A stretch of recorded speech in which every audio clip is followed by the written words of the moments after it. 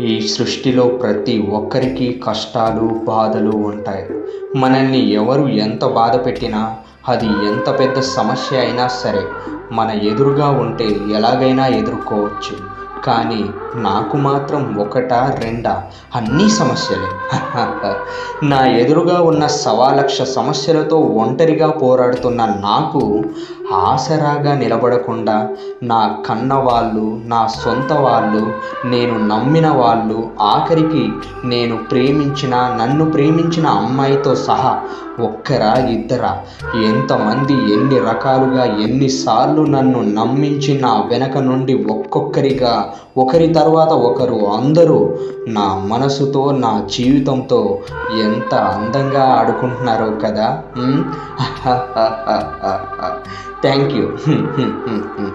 Thank you all.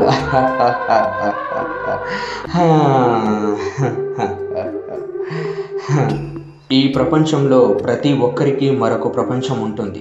అది ఎంత చిన్న ప్రపంచమైనా ఆ ప్రపంచమే వాళ్ళకి అసలు సిసలైన ప్రపంచం. కానీ ఆ ప్రపంచమే మన ప్రాణం తీస్తూ పగబట్టి కక్ష సాధిస్తుంటే ఎలా?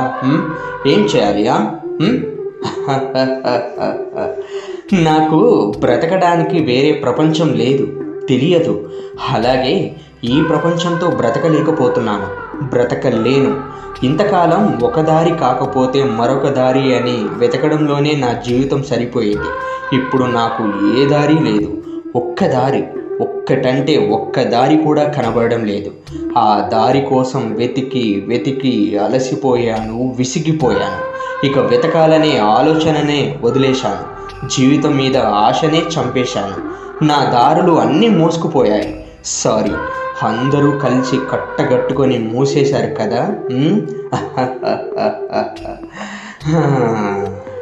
Anyway, I think still now I am happy, but I am not happy. Never, for ever. My dear world, thank you so much. It's okay, I am okay, I am fine. Yeah, I think so. I am always fine.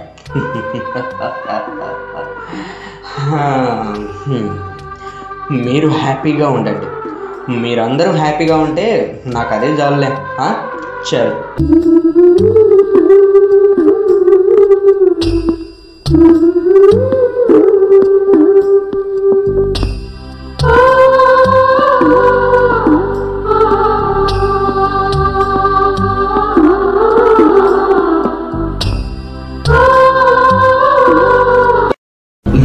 Ha ha ha ha ha ha ha ha ha ha.